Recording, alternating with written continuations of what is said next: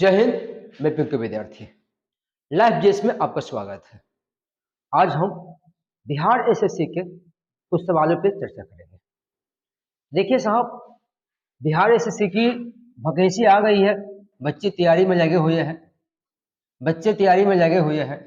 तो देखिएगा, बिहार एसएससी की फर्स्ट क्लास की वीडियो डाल दिया गया है, सेकंड पार्ट का भी वीडियो डाल दिया गया है। ये बिहार एसएससी का थर्ड पार्ट की वीडियो है। और जो व्यक्ति थर्ड पार्ट की वीडियो देख रहे हैं उनको यही कहना चाहते हैं और फर्स्ट और सेकंड का भी वीडियो देख लीजिएगा, क्योंकि हर वीडियो एक दूसरे पे आधारित है। यानी सेकंड पार्ट की जो वीडियो है वो फर्स्ट वीडियो क्लास की वीडियो और थर्ड क्लास की जो वीडियो है वो फर्स्ट और सेकंड पे आधारित है। एक बार वो वाला देख लीजिएगा, बेहतर रहेगा। चलिए साहब, अब यहाँ पे क्या क्या सवालें हैं वो देखेंगे हम। कह रहा है कि निम्नलिखित में से कौन सा पुरस्कार है जो राष्ट्रीय खेल दिवस पर प्रदान नहीं किया जाता है। यानी कौन से ऐसी पुरस्कार है जो राष्ट्रीय खेल दिवस के दिन नहीं दिया जाता है। तो वो है आपकी परमवीर चक्र।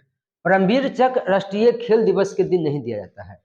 देखिएगा, एक व्यक्ति है जिनका नाम है मेजर ध्यानचंद। एक व्यक्ति जिनका नाम है साहब मेजर ध्यानचंद। और मेजर ध्यानचंद का जो जन्म हुआ था वो हुआ था 29 अगस्त 1905 ईस्वी को। 29 अगस्त 1905 ईस्वी को।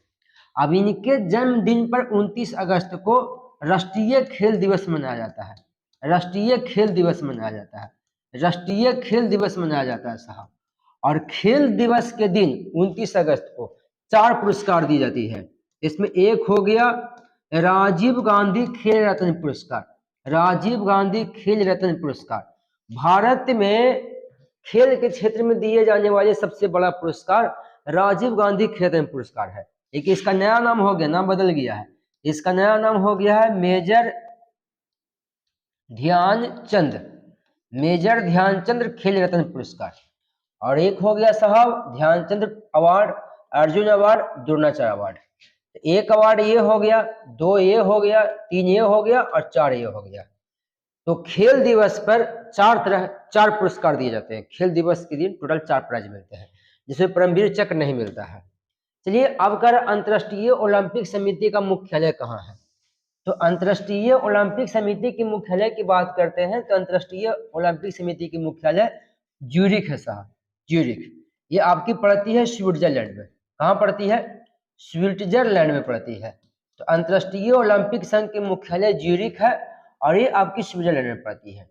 इस अंतर्राष्ट्रीय ओलंपिक समिति का स्थापना जो हुआ था वो हुआ था 1894 ईस्वी में। और 1896 ईस्वी में ओलंपिक का पहला गेम खेला गया था। यानी अंतर्राष्ट्रीय ओलंपिक समिति का मुख्यालय ज्यूरिख है। ज्यूरिख पड़ता है स्विट्जरलैंड में। और अंतर्राष्ट्रीय ओलंपिक समिति का स्थापना हुआ 1894 ईस्वी में। और 1896 ईस्वी में ये पहली बार विश्व कप ओलंपिक खेला गया था यूनान में। 1896 ईस्वी में पहली बार विश्व कप ओलंपिक यूनान में खेला गया था। चलिए आगे, कह शॉर्ट एट हिस्ट्री का लेखक कौन है। शॉर्ट एट हिस्ट्री का लेखक कौन है? शॉर्ट एंड हिस्ट्री का लेखक है साहब अभिनव बिंद्रा। सबसे कम उम्र में राजीव गांधी खेल रत्न पुरस्कार से सम्मानित अगर कोई व्यक्ति है तो वो है अभिनव बिंद्रा। ये है क्या? निशानेबाज। ये है निशानेबाज साहब, निशानेबाज है। और सबसे कम उम्र में किसी व्यक्ति को अगर राजीव गांधी खेल रत्न पुरस्कार मिला है तो वो है अभिनव बिंद्रा। चलिए, कह रहे विश्व कप फुटबॉल जीतने वाला पहला देश का कौन है। तो देखिए, विश्व कप फुटबॉल जीतने वाला पहला देश का नाम है उरुग्वे साहब। विश्व कप फुटबॉल खेला गया था, विश्व कप प्रथम फुटबॉल खेला गया था 1930 ईस्वी में। यानी विश्व कप फुटबॉल की शुरुआत कब हुई है? तो 1930 ईस्वी में हुई है। 1930 ईस्वी में हुआ था। तो इसका आयोजक देश जो था ना, आयोजक देश उरुग्वे ही था, उरुग्वे था। और इसका जो विजेता जो था ना, वो विजेता भी उरुग्वे था। तो विश्व कप फुटबॉल की शुरुआत हुई है 1930 में। इसका आयोजक देश उरुग्वे है और विजेता जो है ना वो भी साहब उरुग्वे है। आगे कह रहा पोलो खेल की प्रचलन भारत के किस राज्य से हुई है। तो पोलो खेल की जो प्रचलन है वो भारत के मणिपुर राज्य से हुई है। किस राज्य से हुई है? मणिपुर।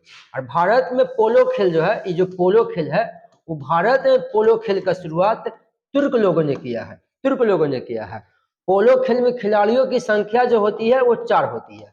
पोलो खेल में खिलाड़ियों की संख्या 4 होती है। इस खेल को खेलने के लिए घोड़े का इस्तेमाल करना पड़ता साहब। जो खिलाड़ी होते हैं वो पोलो खेलने के लिए घोड़े का इस्तेमाल करते हैं। और पोलो खेल खेलने के ही दौरान गुलाम वंश का संस्थापक कुतुबुद्दीन ऐबक की मौत हो गई थी। कुतुबुद्दीन ऐबक की मौत हो गई थी। तो देखिएगा, पोलो एक गेम है जिसका शुरुआत भारत के मणिपुरा से हुई है। भारत में इसकी शुरुआत तुर्क लोगों ने किया है और इसमें खिलाड़ियों की संख्या 4 होती है। इसको खेलने के लिए घोड़े का प्रयोग किया जाता है। बताया जाता है कि मोहम्मद गौरी की गुलाम कुतुबुद्दीन ऐबक ने एक गुलाम वंश की स्थापना किया था।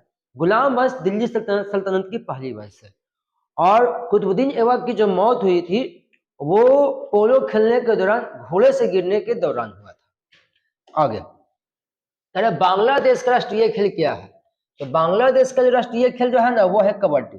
बांग्लादेश की राष्ट्रीय खेल है साहब आपकी कबड्डी। अब कबड्डी की बात किया जाए तो कबड्डी 40 मिनट का खेल है साहब। 40 मिनट का ये गेम होता है। कबड्डी में खिलाड़ियों की संख्या जो होती है वो 7 होती है। कुल कितने खिलाड़ी होती है? तो कबड्डी में कुल खिलाड़ियों की संख्या 7 होती है। और कबड्डी में वो आता है प्रो कबड्डी लीग जो भारत में होता है। तो प्रो कबड्डी लीग जो है ना उसका शुरुआत हुआ है 2014 में। कब हुआ है? तो प्रो कबड्डी लीग का शुरुआत हुआ है 2014 में। फिर करा किसी अंतरराष्ट्रीय फुटबॉल मैच में समान समय अवधि कितनी है? फुटबॉल मैच खेलने के लिए समय कितना होता है? तो 90 मिनट होता है साहब, जिसमें एक टीम को मिलता है 45 मिनट और दूसरे टीम को मिलता है 45 मिनट, जिसमें 15 मिनट के बीच में ब्रेक रहता है। ये ब्रेक को नहीं ऐड किया जाता है। तो फुटबॉल मैच जो होता है उसका समय अवधि होती है 90 मिनट की, जिसमें एक टीम 45 दूसरा टीम 45, बीच में 15 मिनट का ब्रेक मिलता है।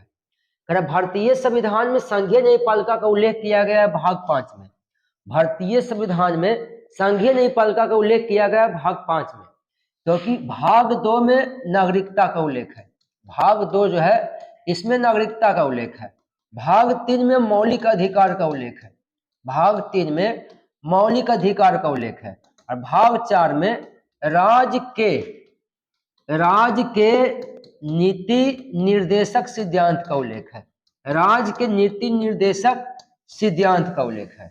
तो चलिए, भाग 2 में नागरिकता का उल्लेख है, 3 में मौलिक अधिकार का उल्लेख है, 4 में राज्य के नीति निर्देशक सिद्धांत का उल्लेख है और भाग 5 में संघीय न्यायपालिका का उल्लेख है। चलिए अब आगे, तेरा संविधान का व्याख्याकार और संरक्षक कौन होता है?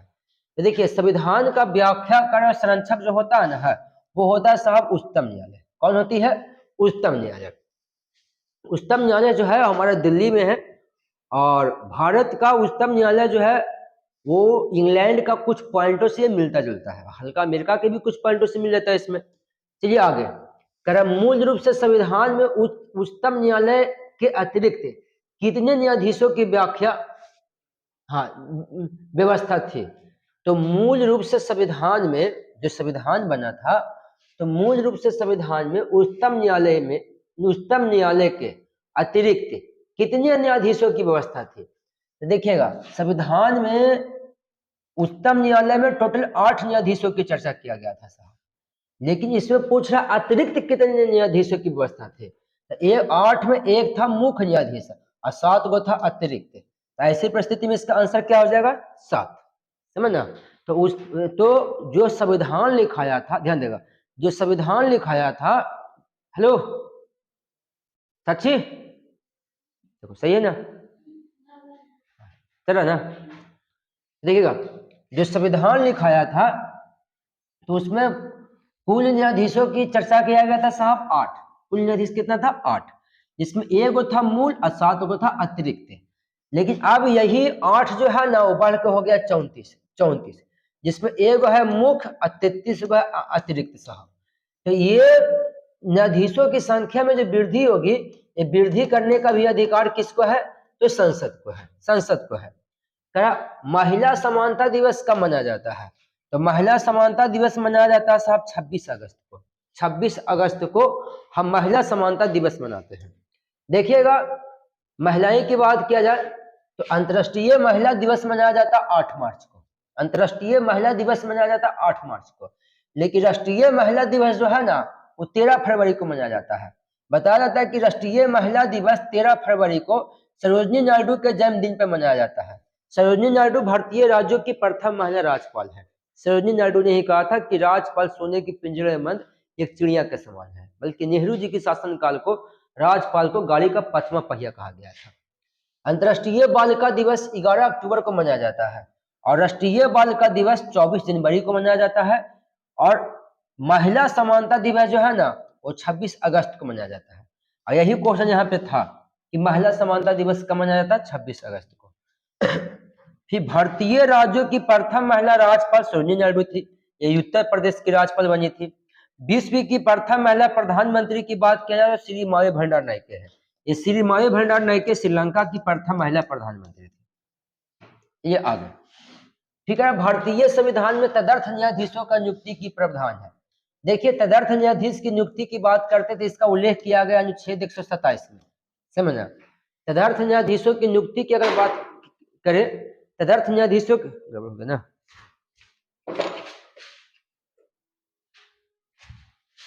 ध्यान देगा, तदर्थ न्यायाधीशों की नियुक्ति की अगर बात करें तो इसका उल्लेख किया गया अनुच्छेद 127 में, जिसमें तदर्थ न्यायाधीश को नियुक्त करता है मुख्य न्यायाधीश है, लेकिन किसके सलाह से करता है? तो राष्ट्रपति के सलाह से करता है।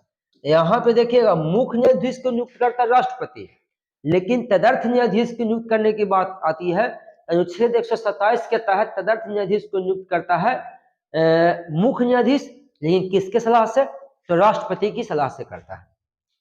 आगे निम्नलिखित में से किस बाद में उच्चतम न्यायालय ने संविधान के मूल ढांचे की अवधारणा प्रतिपादित की गई थी? तो केशवानंद भारती। इसका राइट आंसर क्या होगा? केशवानंद भारती। आगे भारत के उच्चतम न्यायालय का क्षेत्राधिकार किसके द्वारा बढ़ाया जा सकता है? अगर उच्चतम न्यायालय है तो उसके क्षेत्राधिकार को अगर बढ़ाना है तो किसके द्वारा बढ़ाया जाता है?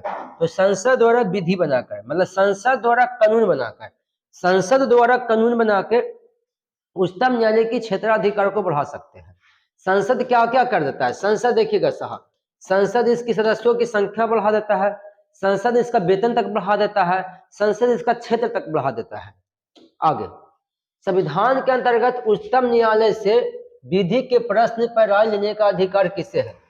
मतलब संविधान के अंतर्गत उच्चतम न्यायालय से किसी कानून को लेकर विचार लेने का अधिकार किसे है? तो वो है साहब राष्ट्रपति को। राष्ट्रपति जो है ना उच्चतम न्यायालय से विधि के प्रश्न पर अपना राय ले सकता है। तो इसका राइट आंसर कौन हो जाएगा? राष्ट्रपति हो जाएगा।